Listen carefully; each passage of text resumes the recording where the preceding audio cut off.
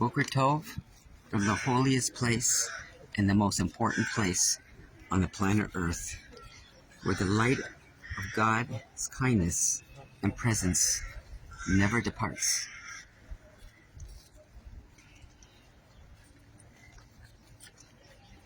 You know, Nehemiah was a servant of the king of Persia. He was the cupbearer for the king. But someone came to him with a report, because some Jews had already returned to the land to try to rebuild it, but they were suffering a lot, and the report came to him. And the man said to him, "The remnant who remained of the captivity in the province are in great trouble and reproach, and the wall of Jerusalem is breached, and its gates were burned with fire." And Nehemiah said, as when he heard the bad report of the suffering of the Jews, it says that, "When I heard these words, I sat and wept, and I mourned for many days, and I fasted and prayed to the God of heaven. And I said, I beseech you, O Hashem, God of the heavens, the great and awesome God, who keeps the covenant of loving kindness to those who love him and to those who keep his commandments. Let your ear now be attentive and your eyes open, and listen to the prayer of your servant, which I pray before you today, day and night, concerning the children of Israel, your servants." And then he went on to confess the sins of the children of Israel, including himself in those sins. And then it continues on. "And I prayed to the God of heaven," for he wanted to appear before the king to make a request. And the king said, "What do you request?" So he prayed to God. "And I said to the king," this is what Nehemiah is speaking, "if it pleases the king, and if your servant is pleasing before you, that you send me to Judea, to the city of the graves of my forefathers, and I will build it." And the king said to me, and the queen was sitting beside him. Let's stop just for a moment before we continue. The queen sitting beside him? Who was that queen?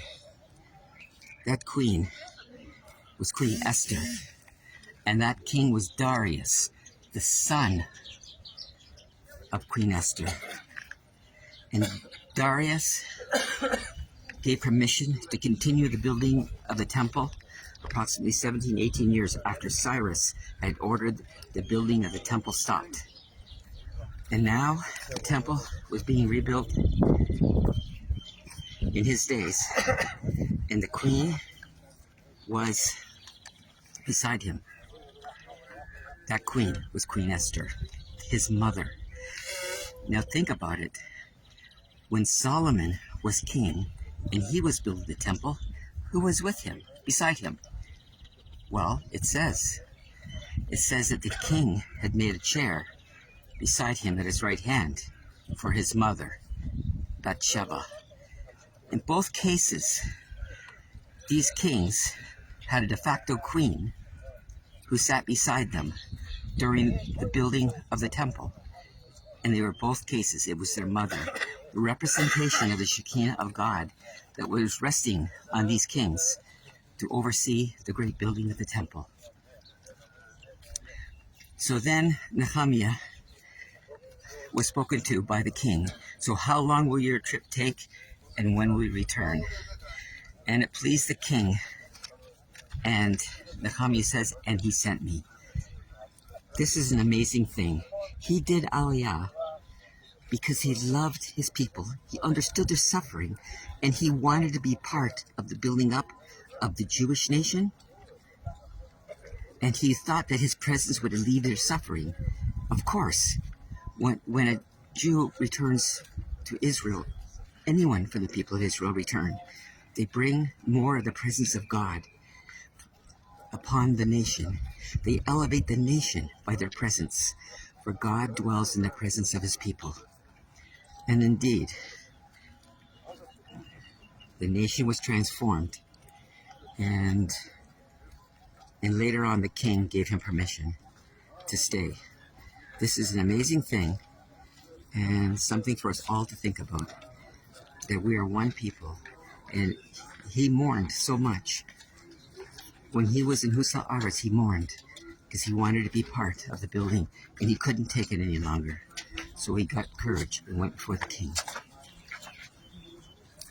So the king will answer you in all of your prayers for the nation of Israel, so that his house can be built. All the best. Have a wonderful day.